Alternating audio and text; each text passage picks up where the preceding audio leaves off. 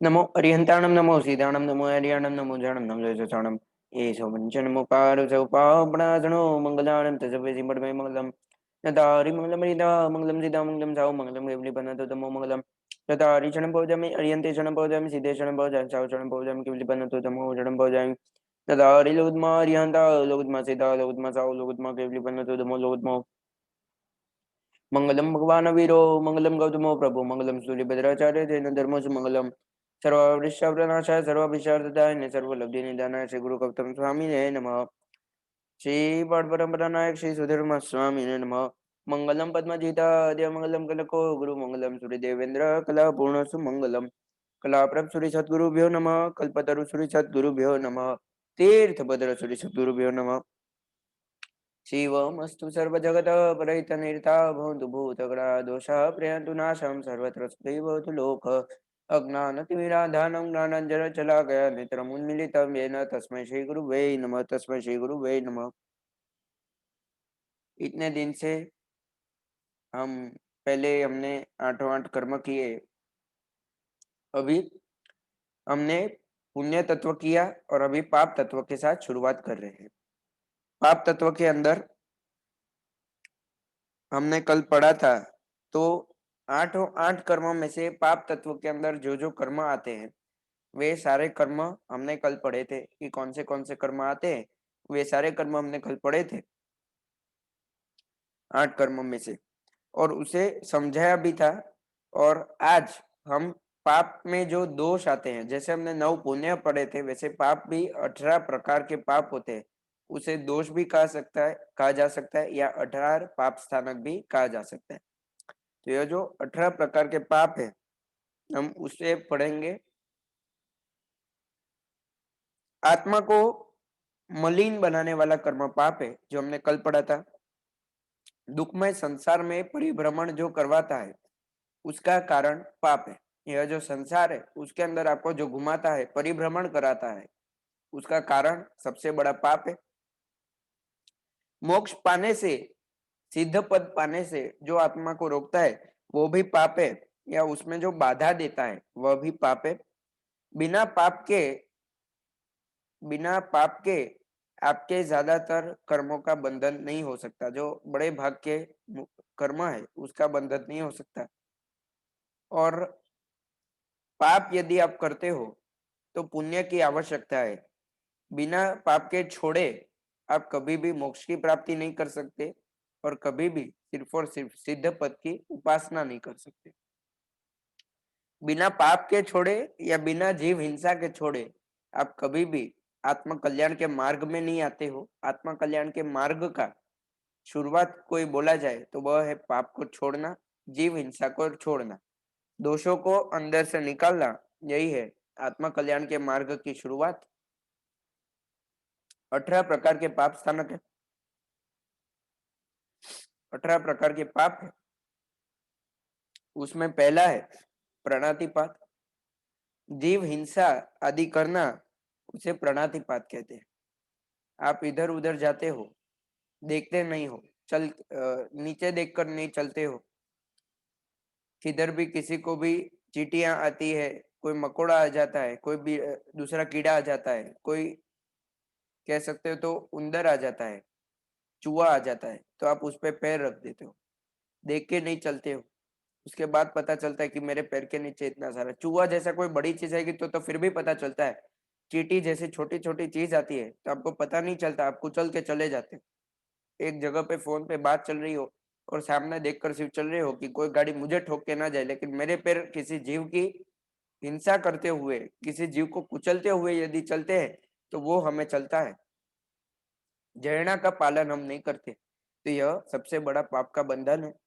और इससे हमारे हृदय में जीव के प्रति कोई भी प्रकार से करुणा नहीं रहती, या उनके लिए हमारे मन में आदर, सम्मान, करुणा, मैत्री भाव नहीं आता है। इसीलिए जितना आप यह पाप रोकोगे, जितना आप जीव के लिए जड़ना रखोगे, जीव की हिंसा रोकोगे, उतना आपके अंदर मैत्री भाव, करुणा भाव, माध्यस्थ भाव, प्रमोद भाव यह बढ़ेगा। यह जो चार भावना है यह बढ़ेगी, यानी आप धीरे धीरे आत्म कल्याण की ओर जा पाओगे। इसके बाद है मृषावाद। झूठ बोलना, असत्य बोलना। झूठ और असत्य यह दोनों के भी बहुत सारे अर्थ निकलते हैं शास्त्र के अनुसार, और वो मैंने पहले भी बताया था। असत्य के भी बहुत सारे अर्थ है, सत्य के भी बहुत सारे अर्थ है शास्त्र के अनुसार। वो यदि आपको जानने हो तो आप गुरु भगवान के पास से जान पाएंगे। तो झूठ बोलना या गलत बात करना या किसी को ना पसंद आए या किसी की ऐसी कोई बात करना जो प्राइवेट हो या जो किसी को ना बतानी हो, ऐसी बातें यदि आप दूसरों से करते हो तो इसे मृषावाद कहा जाता है, इसे असत्य ही कहा जाता है। तीसरा है अदत्ता दान। अदत्ता दान यानी कि चोरी करना, किसी की भी आज्ञा लिए बिना उसकी चीज को लेना, तो इसे अदत्ता दान गिना जाता है। आप यदि अपने पिता के पॉकेट में से कुछ ले रहे हो बिना बताए, या उनका कुछ भी ले रहे हो उन्हें बिना बताए या उनकी आज्ञा लिए बिना, बिना बताए क्या मिच्छामि दुक्कडम, उनकी आज्ञा लिए बिना कुछ भी ले रहे हो आप, तो उससे अदत्ता दान का आपको दोष लगता है, चोरी का दोष लगता है। किधर से भी कुछ भी बिना आज्ञा लिए, जो जिसका भी वो हो, जो भी उसके मालिक की धराता हो, जिसकी भी वो चीज हो, उसकी आज्ञा लिए बिना यदि आप उसकी चीज को ले लेते हो, हाथ भी लगाते हो, तो उससे अदत्ता दान का दोष लगता है। अदत्ता दान यानी कि चोरी करना, उसी का दोष लग जाता है। चौथा है मैथुन।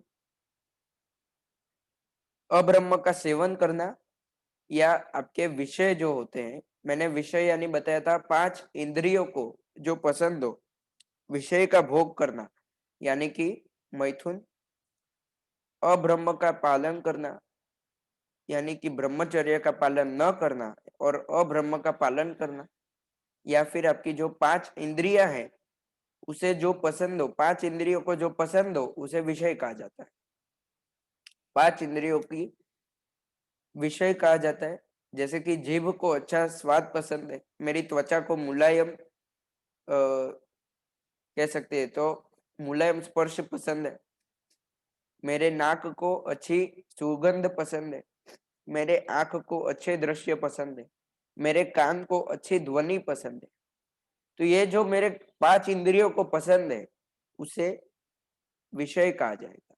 सिर्फ पसंद नहीं, लेकिन उससे आगे बढ़कर मेरी 5 इंद्रियों को इसके लिए आसक्ति है, यानी कि यह 5 इंद्रियां हैं, उसे अलग-अलग चीज में रुचि है, अलग-अलग चीजें उसे पसंद है, और इतनी हद तक पसंद है कि उसके लिए वह 5 इंद्रियां कुछ भी कर सकती है, आपको नचाती है। तो इसे आसक्ति कहा जाता है। 5 इंद्रियों के आसक्तियों को विषय कहा जाता है। यह जो विषय है उसका भोग लेना या अब्रह्म का सेवन करना, इसे मैथुन कहा जाता है। इसके बाद है परिग्रह। द्रव्य आदि के ऊपर मूर्छा अथवा ममत्व रखना, इसे परिग्रह कहा जाता है। यानी कि आपके पास जितनी भी चीजें हैं उसके ऊपर ममत्व करना, इसे परिग्रह कहा जाता है। जो भी द्रव्य है, ममत्व यानी यह मेरा है, ऐसा एक वाक्य में मैं समझा रहा हूँ, यह चीज मेरी है, ऐसा यदि आपको वह चीज के लिए होता है तो इसे ममत्व भाव कहते हैं। यह मेरा है यानी कि ममत्व भाव। यदि आपको एक वाक्य में समझे यह मेरा है, यदि ऐसा आपको जो होता है, इसे ममत्व भाव कहते हैं। किसी भी चीज यदि आपको अपनी लगे, इसे ममत्व भाव कहा जाता है। यदि किसी चीज पर आपको राग हो, अपनी लगने लगे, तो इसे ममत्व भाव, यह मेरा है, यह मुझे पसंद है, यह मेरा, जो आप ईगो के साथ, मान के साथ कहते हो कि यह चीज मेरी है, यह ममत्व भाव है। तो यह ममत्व भाव को ही परिग्रह कहा जाता है। जितने भी आपके पास चीजें हैं उसके लिए आप जो ममत्व भाव रखते हो, राग रखते हो, उसे परिग्रह कहा जाता है। मेरे पास आज 1000 जितनी ज्यादा चीजें उतना ज्यादा परिग्रह। मेरे पास हो सके उतने कम कपड़ों का मैं वापर करूं, इस्तेमाल करूं। 3 दिन 4 दिन तक एक ही प्रकार के कपड़े आप पहनते रहो बिना धोए। यदि एक एक दिन छोड़ के पहनो धोए बिना, इससे क्या होता है, तो पानी के जीवों की भी हिंसा होने से अटक जाती है, रुक जाती है। वो कपड़े भी आपके सूख के एकदम अच्छे वापस हो जाते हैं, आपको बार बार धोने की जरूरत भी नहीं पड़ती। वो जो आपके कपड़े हैं, जितने कम कपड़ों का, जितनी कम चीजों का वापर करोगे, उतना ज्यादा आपका कम परिग्रह रहेगा। और जितनी ज्यादा चीजों का वापर करोगे, उतना ज्यादा परिग्रह आपका रहेगा। और एक बात बताता हूँ, जितना ज्यादा परिग्रह रहेगा, उतना ज्यादा आपको टेंशन, बीमारी आने की संभावना ज्यादा है। जितनी चीजें आवश्यकता से ज्यादा रखोगे, उतनी बीमारी और उतना ज्यादा टेंशन, सिर दर्द आपको मिलेगा। आपको ज्यादा सिर दर्द किस में मिलेगा? ये पहनूं, वो पहनूं, ये पहनूं, इसमें अच्छी लगूंगी, इसमें नहीं लगूंगा, यह वो। यह बड़ा, सबसे बड़ा हिस्से का सिर दर्द जो है आपका, वह परिग्रह के कारण है। आप रखो ही दो चीज, तो दो में से कोई भी एक पहननी है, जो धुलने में गई है वो नहीं पहननी है, और जो बाकी है आपके पास बाहर है वो पहननी है। इतना आपका समय बच गया यह सोचने में, और इतना आपके सिर दर्द से आपको छुटकारा। परिग्रह जितना कम रखोगे, जितनी जितना परिग्रह सिर्फ और सिर्फ आवश्यकता अनुसार रखोगे, उतनी आपकी जिंदगी अच्छी होगी, सिंपल होगी और आनंदमय होगी। जितना कम परिग्रह, उतनी जिंदगी आनंदमय। लेकिन सामने एक, कह सकते हैं तो एक रूल है, सामने एक नियम है कि आपको किसी और को या किसी और की चीजें देखकर ईर्ष्या भाव अंदर नहीं रखना है। तो आपका जीवन कम परिग्रह से आनंदमय बन पाएगा। और यदि आप दूसरों की चीजें, दूसरों को देखकर ईर्ष्या अंदर लाओगे, तो आपका जीवन कोई भी हिसाब से आनंदमय नहीं बन पाएगा। छठा है क्रोध। क्रोध यानी आपको सबको पता है, क्रोध यानी कि गुस्सा। क्रोध जो हम करते हैं, उसी के चक्कर में हमारे कितने सारे के कोई ना कोई रिश्ते बिगड़ जाते हैं। हम बहुत सारे रिश्तों को तोड़ डालते हैं, किसी न किसी को मन दुख होता है हमारे कारण। तो यह सब क्रोध के कारण होता है। हम जितना ज्यादा क्रोध करते हैं, उतना ज्यादा हमें भी पीड़ा होती है, सामने वाले को भी पीड़ा होती है। क्रोध में हम क्या बोल जाए, उसी का हमें पता नहीं होता। क्रोध एक प्रकार से कषाय है। हमने 4 प्रकार के कषाय पढ़े थे। क्रोध के भी 4 प्रकार है: अनंत अनुबंधी, प्रत्याख्यानीय, अप्रत्याख्यानीय और संज्वलन। यह 4 प्रकार है क्रोध के। और मान, माया, लोभ, यह 4 जो आगे हम पढ़ेंगे, यह 4 कषाय है। यह कषाय हमने पहले पढ़े थे, फिर भी क्रोध एक बार समझा देता हूँ। क्रोध यानी वह जिसके कारण आपको भी तकलीफ हो, सामने वाले को भी तकलीफ हो। गुस्सा और क्रोध, इसमें कोई ज्यादा भेद नहीं, अंतर नहीं है लेकिन बहुत ही छोटा सा है। लेकिन गुस्सा और क्रोध एक जैसा ही है। इसीलिए क्रोध यानी कि गुस्सा, यह पकड़ के भी चलोगे तो आपको चलेगा, कोई प्रॉब्लम नहीं। सातवां है मान। मान यानी कि ईगो। Ego, arrogance, pride. आपका जो आत्म सम्मान होता है, आत्मविश्वास, या आप कह सकते हो स्वाभिमान, या जितने भी ऐसे शब्द लो जिसमें आत्म या मान आता हो, यह सभी मान कषाय के अंदर आता है। आत्म, आत्मा नहीं, आत्म। जिसके अंदर भी आत्मनिर्भर यानी कि सेल्फ इंडिपेंडेंट, इसमें भी सेल्फ आ गया। जिसमें भी आत्मा यानी सेल्फ आता है, तो साथ में मान कषाय आ जाता है। आई, माई, मी, माई सेल्फ, सेल्फ, ये जितने भी शब्द अंग्रेजी के मैंने बोले, मैं, मेरा, मैं खुद, मेरे जैसा, यह जो भी है, यह सारे मान कषाय को दर्शाते हैं। यह सारे मान कषाय के प्रतीक है। मान कषाय यानी कि ईगो।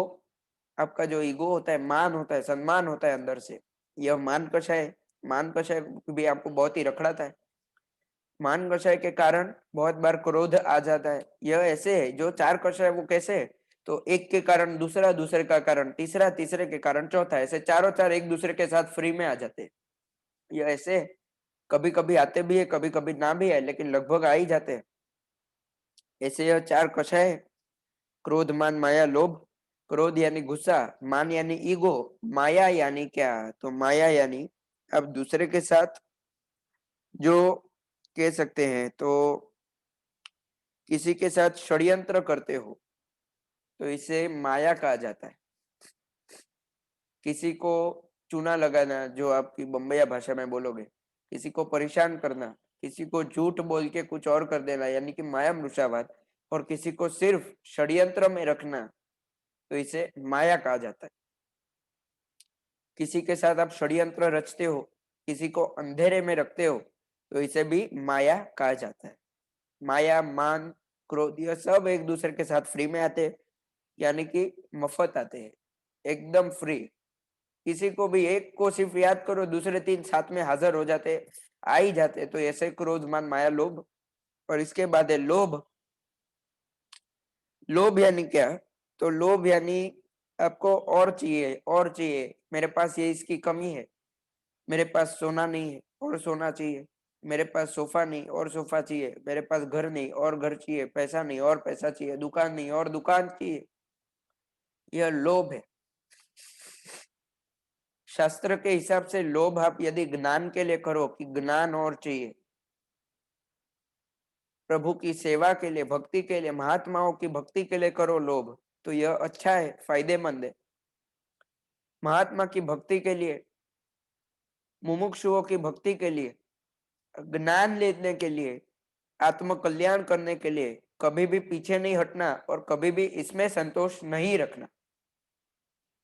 पैसे कमाने के लिए, घर बार लेने के लिए, दुकान चलाने के लिए, आगे और संसार को बढ़ाने के लिए आपको यदि लोभ आता है तो तभी उधर ही रोक दो और संतोष रखो।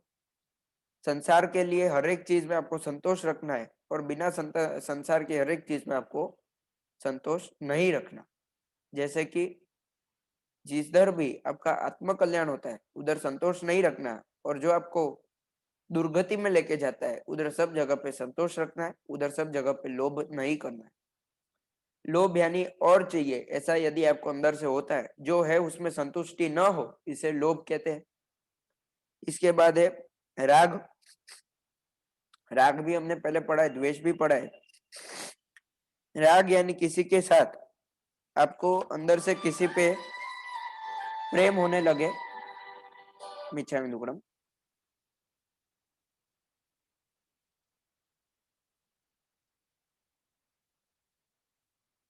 राग यानी क्या? तो किसी के साथ अंदर से आपको ऐसा लगे कि यह चीज मेरी है। राग और परिग्रह में फर्क क्या है? आपको ऐसा भी लगता होगा, परिग्रह में भी आपने बताया कि यह चीज मेरी है, ऐसा आपको लगता है। तो राग में ऐसा, यह चीज के साथ, व्यक्ति के साथ, किसी के भी साथ हो सकता है। किसी को देख के अंदर प्रेम जागता है। प्रेम और राग में भी फर्क है, लेकिन राग यानी क्या? तो किसी भी चीज के तरफ ऐसा लगे कि यह मेरा है, अंदर से एकदम ऐसा लगे कि यह मेरा है, मेरा है, मेरा है। प्रेम अलग हो गया। प्रेम यानी आपको अंदर से मैत्री भी हो, प्रेम भी हो। राग यानी क्या?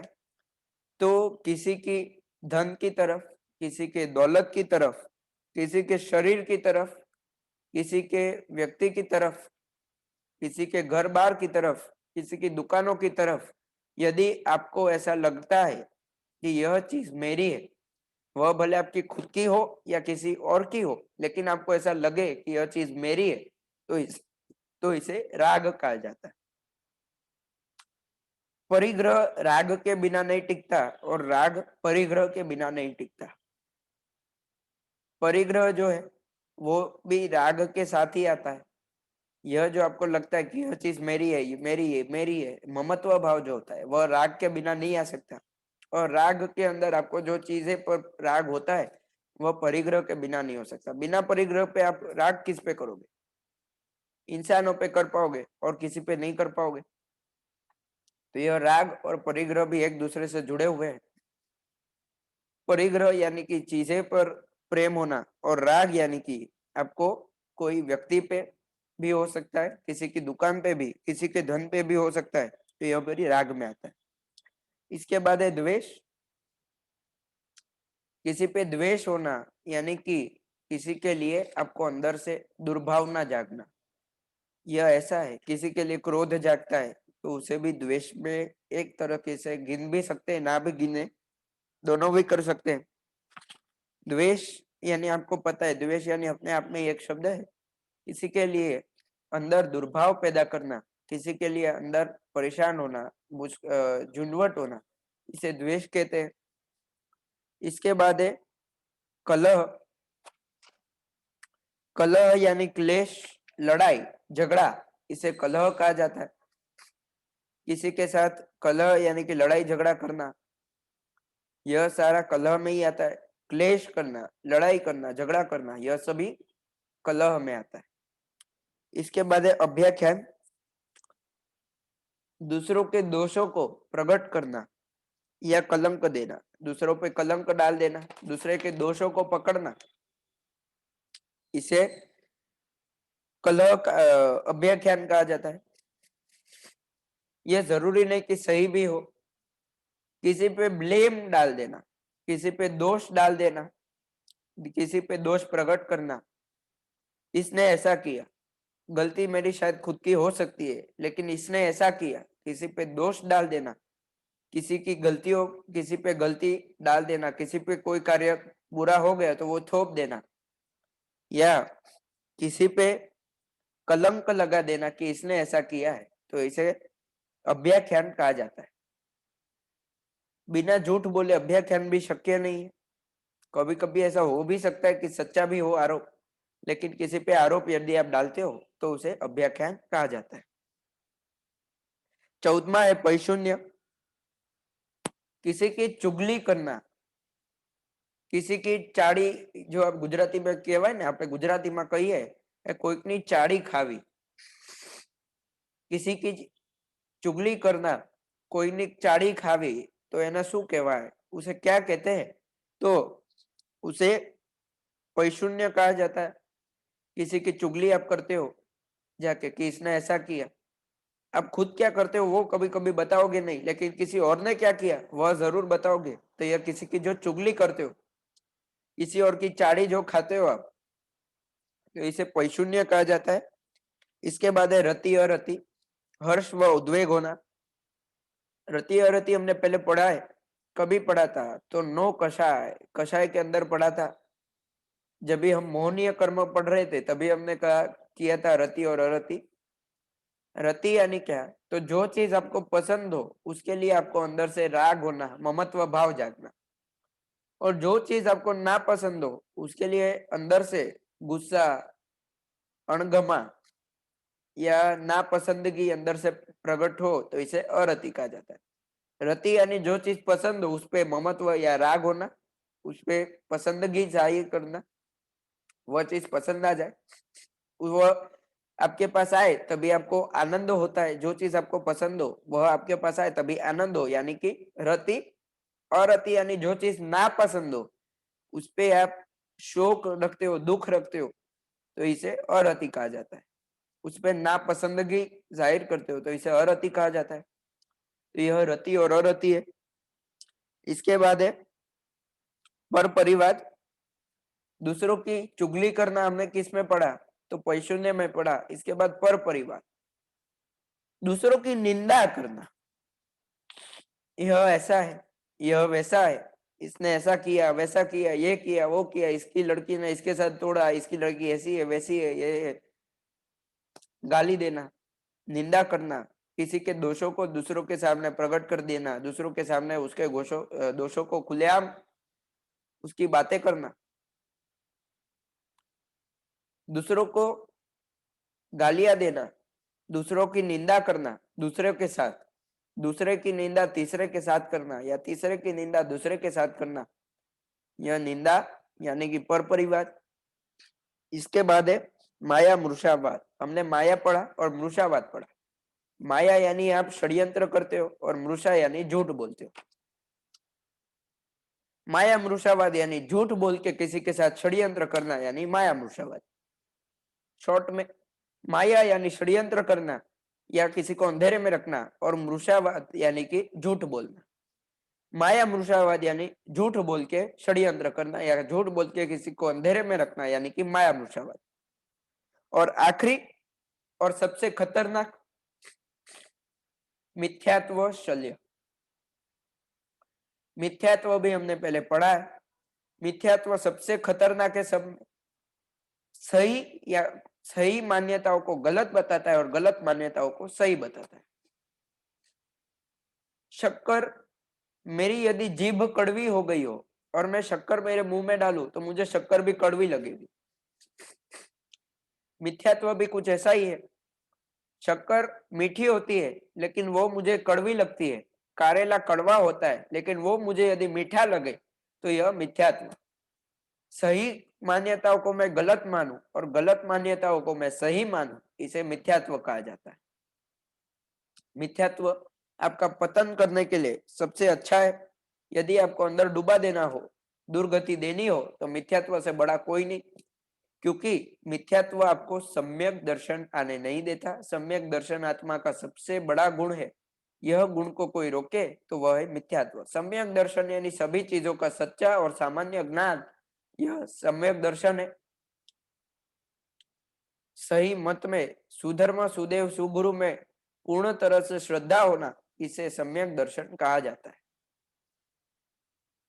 और कुधर्म कुदेव कुद गुरु में पूर्ण तरह से अश्रद्धा होना या श्रद्धा न होना, इसे सम्यक दर्शन कहा जाता है। तो यह सम्यक दर्शन को रोकने वाला कोई है तो यह मिथ्यात्व शल्य। यह सम्यक दर्शन को रोक देता है, आने नहीं देता। आपका पतन करने के लिए एकलौता मिथ्यात्व शल्य काफी है। मिथ्यात्व शल्य यानी सत्व तत्व पे अश्रद्धा करना। सत्य तत्व पे अश्रद्धा करना यानी सही चीज पे अश्रद्धा करना, यानी कि वो गलत है ऐसा मानना। और विपरीत श्रद्धा करना यानी कि असत्य तत्व पर श्रद्धा करना। जो गलत हो उसे सही मानना और जो सही है उसे गलत मानना, यह है मिथ्यात्व। संसार में सुख है ऐसा मानना और चारित्र जीवन में दुख है ऐसा मानना, यह मिथ्यात्व है। इसी के साथ 18 पाप स्थानक पूर्ण हुए। फिर से एक बार याद करवाता हूँ। जीव हिंसा करना यानी कि प्राणातिपात, झूठ बोलना मृषावाद, चोरी करना अदत्ता दान, अब्रह्म का सेवन मैथुन, द्रव्य आदि पे ममत्व करना परिग्रह, क्रोध मान माया लोभ यानी कि क्रोध यानी कि गुस्सा, मान यानी कि ईगो, माया यानी कि षड्यंत्र रचना, लोभ यानी कि किसी भी चीज और चाहिए ऐसी भावना होना यानी कि लोभ, राग चीजों पर ममत्व भावना राग, द्वेष किसी भी चीज पर अणगमा होना द्वेष, कलह क्लेश लड़ाई झगड़ा, अभ्याख्यान दूसरों के दोष को प्रकट करना, दूसरों पे आरोप डालना, दूसरों पे कलंक डालना, पैशून्य चुगली करना, रति अरति हर्ष व उद्वेग करना, किसी पे हर्ष करते हो या किसी पे द्वेष करते हो उद्वेग करते हो, पसंद हो उस पे ऐसी चीजों पर आनंदमय करना और नापसंद हो ऐसी चीज पर अंदर से द्वेष करना, नापसंदगी जाहिर करना, इसे रति अरति कहा जाता है।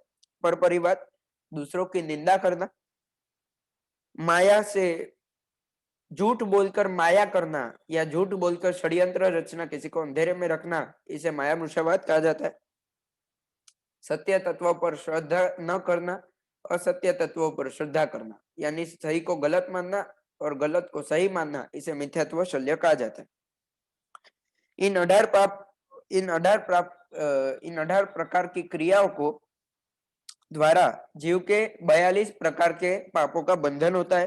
अशुभ कर्म का बंधन होता है।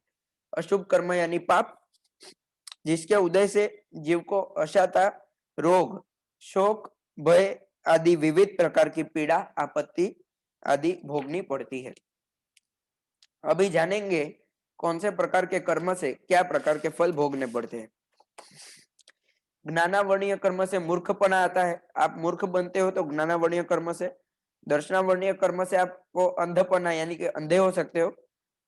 मोहनीय कर्म से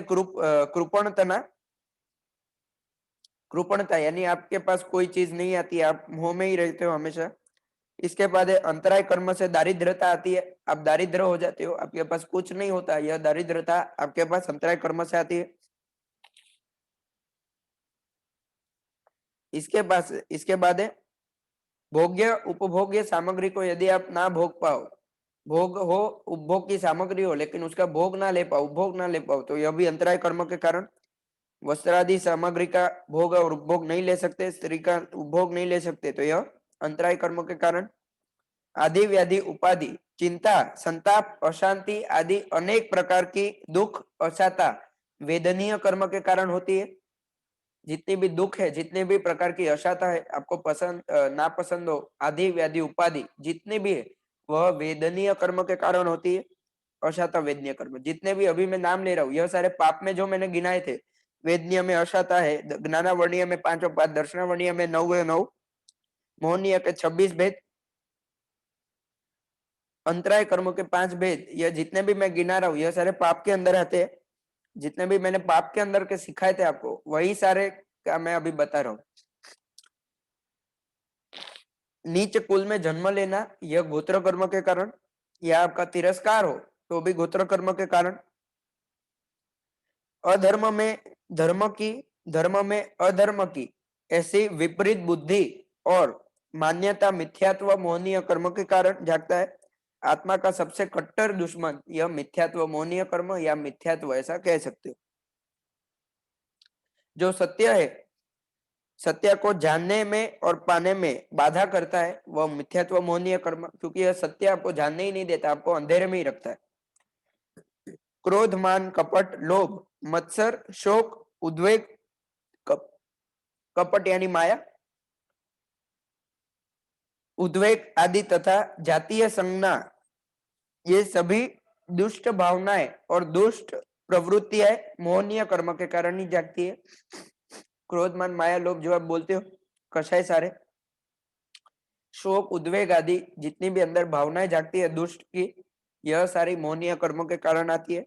नरक गति के उदय से जीव को नरक में उत्पन्न होना पड़ता है, नरकानुपूर्वी नरक में उत्पन्न करता है और नरक के स्थान पर ले जाता है। नरक आयु यानी कि हमने जो 4 प्रकार के आयुष्य कर्म पढ़े थे, नरकायुष्य कर्म वह जीव को नरक की स्थिति में अपनी निश्चित मुद्दत तक पकड़ के रखता है, यानी जब तक आपका पूरा प्रायश्चित नहीं होता तब तक आपको पकड़ के रखता है, जब तक आयुष्य पूर्ण नहीं होता तब तक पकड़ के रखेगा, तब तक छोड़ेगा नहीं। तो यह नरकायुष्य। किए हुए क्रूर पापों को सजा वहां जीव को भुगतनी पड़ती है। कदरूपा बेस्वाद दुर्गंध कठोर हीनाधिक अंग वाला शरीर मिलना यह कर्म की लीला है। आपका शरीर यदि दुर्गंधी है, पसीने से ज्यादा बास आती है, बिना पसीने के भी ज्यादा बास आती है, कदरूपा है यानी कि रूपहीन है, अच्छा दिखने वाला नहीं है, बेस्वाद है, कठोर है यानी कि आपको किसी चीज का स्वाद नहीं आता है, आपकी आवाज कठोर है, बिल्कुल भी किसी को पसंद ना आए ऐसी है, तो यह भी सारी किसकी लीला, यह सारी भी कर्म की लीला। यह सारी किसके कारण होती है, तो यह सारी नाम कर्म के कारण होती है। दुर्भगता दुर्भाग्यता अपयश मिलती है, अपकीर्ति मिलती है, कठोर स्वर मिलते हैं, अप्रियता आदि भी नाम कर्म के कारण आती है। आप सभी को अप्रिय हो यदि, तो यह सब भी नाम कर्म के कारण ही होता है। अज्ञानता के कारण जीव हंसते हंसते सारे कर्म का बंधन कर लेता है, और जब भी उसे तोड़ने की बारी आती है या जब भी उसका क्षय करना होता है या जब भी कर्मों के भुगतने की बारी आती है, तभी रोते रोते भी वह कर्म आपको छोड़ते नहीं है। इसीलिए कहा जाता है कि पाप से बचो और पुण्य का सेवन करो और पुण्य का बंधन करो। अज्ञानता के कारण आप जितने भी कर्म कर लेते हो वे सारे आपको दुखों और दुर्गति की तरफ ही लेके जाते हैं, इधर भी कोई भी प्रकार से आपका फायदा होने वाला नहीं है। इसीलिए पापों से बचो, पापों को छोड़ सकते हो उतना छोड़ो और पुण्य का बंधन करो, इसी से आपको धर्म की सामग्री मिलेगी, इसी से आप धर्म कर पाओगे। और इसी के साथ आज हमारा पाप तत्व का भी संपूर्ण तरह से हमने संपूर्ण किया है, पूर्ण किया है। अभी कल से ही 9 पद से शुरुआत करेंगे। 9 पद के अंदर जो आपको बेसिक है या गौतम स्वामी जी की जो देशना है उसी का कल हम विवेचन करेंगे। जो गौतम स्वामी ने 9 पद के लिए देशना दी है या गौतम स्वामी ने जो 9 पद के लिए ज्ञान दिया है वो ज्ञान हम कल लेने वाले हैं। कल हम 9 पद पे ही रखेंगे, कल से 9 पद की शुरुआत होगी। 9 दिनों तक रोज का समय फिर से वही रहेगा। थोड़ा पूर्ण टाइम हम जो दिन का वह पद हो उसी दिन वही पद पे रहेगा। आपको चाहिए तो सुबह भी रख सकते हैं, शाम को भी, 2 टाइम भी रख सकते हैं। जो भी आपके सुझाव हो मुझे आप व्हाट्सएप पे मैसेज करें, जैसे आपकी कुशलता हो या जैसे आपकी कह सकते हैं तो आपको जैसे जमेगा वैसे कर सकते हैं। तो कल से 2 समय रहेगा, ऐसा भी हो सकता है। आप मुझे आज सुझाव भेजिए, जो भी रहेगा वो मैं कल व्हाट्सएप पे डाल दूंगा। बन सकता है कि कल नहीं और परसों से 2 समय शुरुआत हो। कल 9:30 को ही रहेगा, परसों से जो भी रहेगा वो कल के मैं क्लास में बता दूँगा और एक सब महत्व की जाहिरात या सूचना जो भी आपको चाहिए। उपमिति बहुप्रपंचा की जो पहली ध्रमक की कथा हमने जो ली 3 रविवार तक, उसका वीडियो या वह जो कथा के हमारे क्लास थे, वो यूट्यूब पे आ चुके हैं। वो भी आप देख सकते हो यूट्यूब पे। और कल का और आज का छोड़ के जितने भी पहले के क्लास थे, वे सारे भी यूट्यूब पे डाल दिए गए हैं। द्रमक की जो कथा थी, उसका पीडीएफ मैं भेजने की कोशिश करूँगा, लेकिन शायद ना भी भेज पाऊँ, ऐसा बन सकता है। लेकिन कोशिश या प्रयत्न मैं पूर्ण तरह से करूँगा। और मुझे क्योंकि ढूँढना पड़ेगा, मिल जाए तो मैं उसका पीडीएफ बनाकर आपको भेज दूँगा। जितने भी 8 प्रकार के कर्म थे, उसका पीडीएफ आपको मिल चुका है। पुण्य तत्व का भी पीडीएफ आपको शायद ना मिला हो तो मैं भेज दूँगा। नहीं, शायद मिल गया, पुण्य तत्व का भी आपको मिल गया। पाप तत्व का भी आज या कल में आ जाएगा। इसी के साथ आज समाप्त करते हैं। सर्वमंगल मांगल्यम सर्वकल्याण कारणम प्रधानम सर्वधर्माणाम जैनम जयति शासनम।